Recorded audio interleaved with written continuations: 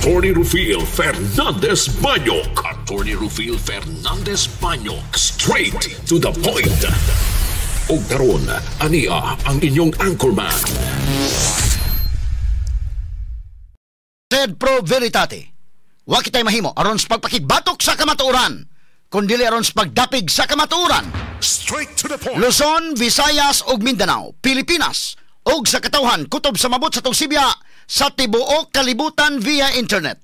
May buntag og kumusta live gikan sa Queen City of the South, Cebu City, Philippines. Welcome nining atong tulumanon ug inyong tulumanon. Straight to the point. Kini po niyo boss kalagad sa kahanginan sa kasamang Rufil Fernandez Banyok. Mao'y padayang makiguban kaninyo nining laing adlaw sa atong pagpakigbisog.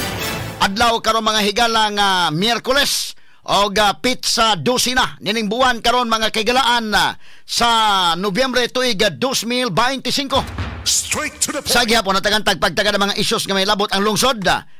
Nagbagang mga expose, nagunang mga reports. Din hilamang gihapon mga higala sa atong pagaban-uban nining atong tulumanon ug inyong tulumanon. Straight to the point. Naguna nining atong mga isgutanan karong butaga mga higala. Usa ka Sugbuanong abogado nireklamo na ngadto sa buhatan sa ombudsman. Batok sa mga opisyal sa Sugbo nga ni biyahe sa Europa, ni biyahe sa London, samtang gikuso-kuso ni Bagyong Tino ang Sugbo. Straight to the point. Kata nagpagtagad ro buntaga mahigala kay gikihan na sa ombudsman ron mga sukid tigpaminaw. Unya kung atong tan-awon mahigala si Doc Frasco mga sukid tigpaminaw ni ana ni hatag nag-statement mga kaigsunan. Og unya sa iyang paghatag og statement ni ingon siya nga kadto kuno iyang biyahe dito sa gawa sa nasod. Kaya katong mga mayor mahigalang ilang gipangdala dito matod pa sa itong nahibawan nga ang katong mga mayor bakasyon man gyud nya si Cristina una nang namahayag ganingadto siya kay siya kuno mahigala maoy head sa Philippine delegation sa World Travel Market. Patuuhon po ng publiko.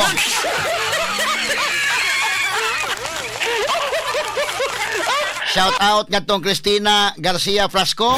Patuha imong mamaday. Ayaw ang katawhan. Ang paghatag o priority. Naganta nagpagtagad rubuntaga mga higala. Mo ni giingon lagi nga si Gwen sa iyang panahon giuna gyud mga higala priority gyud ang suroy-suroy. Bahala na lang mga kaigalaan ang mga hospital ug mga tambal. Bahala gaway doktor ug mga nurses. Basta unahon gyud ang suroy-suroy Sugbo.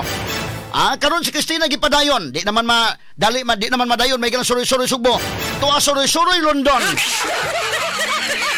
Ato lang ning agi kataw-katawa ron buntaga mga sukid tigpaminaw.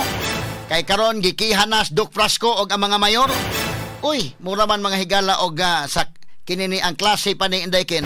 Si Cristina og Doc Frasco nagka-classmate pa ni Doc Frasco nangupya mag-answer ni Cristina.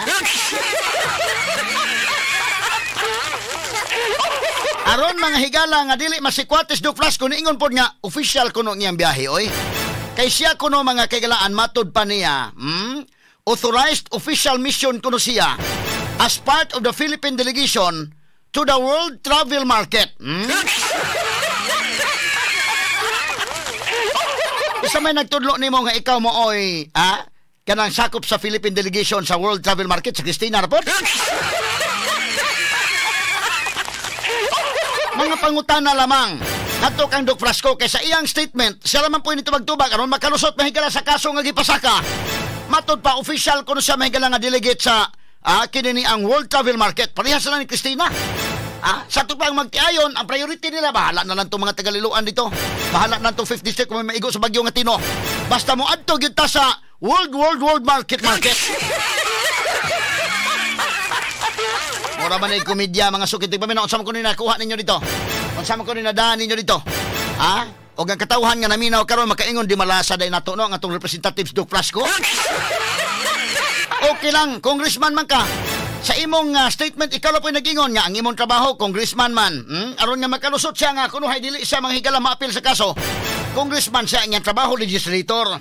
O naaro man lagi na ngano man nga nahimo na magkandelegate hinoon si Cristina po nagtudlo nimo. Mahimo nga imong palusutan ang ombudsman, mahimo nga imong palusutan ang balaod kay technical kayo. Mahimo ra ka mangayo kuno hay ninaog giapuhin po kang Cristina nga imong asawa nga kuno hay apil kas delegation. Pero ang mga tao nga mga tagaliluan og taga 5th district, kamo man maghukom. Kamo man maghukom. Og teknikal ang hukom sa ombudsman, og teknikal mga higala unya ang hukom sa atong balaod. Ang katawhan mahigala may muhatag og hustisya. Straight to the point. Nadari pagtagad lubutaga sa atong paban-uban mahigala ning atong tulumanon ug inyong tulumanon. Straight to the point. Nangupya man kag answer ni Christina, Dok.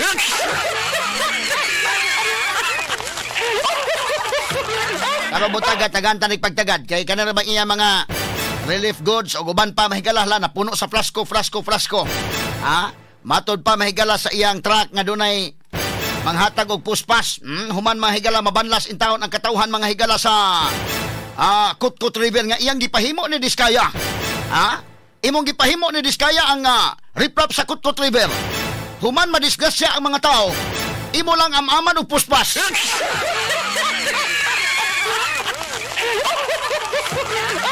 Ato lang nga agi katawa, amaman mahigala. Taga-tagaan nagpuspas mula tawag mga bata, mga sukiting paminaw. Ang katawhan sa Liloan o katawhan sa 5th District, dawatan ninyong puspas, kay ato man ang kwarta. Buhis man na sa katawhan. Straight to the point. Pero ay kung ina nga amaman lang mahigala ni Doc Frasco, karabutaga tagan tanig pagtagad sa atong pagbanuban mahigala ning atong tulumanon ug inyong tulumanon. Straight to the kay point. matod pa niya, sa iyang picture nga dako, dako kayang naong, Doc Frasco paglaom sa kinto. Paglaom kuno sa kinto, pero wa sa pagbagyo.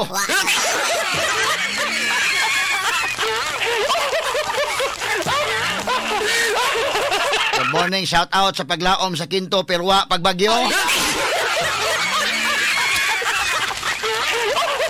Gantanig pagtagad lubutaga mahigala sa atong pagbanuban usab ning atong tulumanon ug inyong tulumanon. Straight to the point. Sa pikas bahin mahigala Governor Pambari 4 na apilar ngadto nga Presidente Ferdinand Bongbong Marcos Jr. nga mohimo og investigasyon sa grabing pagbaha nga nasinati sa Sugbo niadtong pag-igo sa bagyo nga si Tino.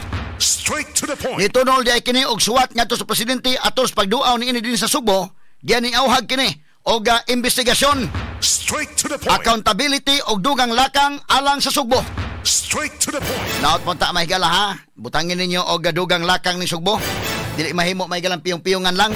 Kay matod pa sa atong data nga nakuha mahigala ni abot nag 152. 152 ang nakalas tungod ni bagyong Tino dinhi sa dakbayan sa Sugbo og lalawigan sa Sugbo.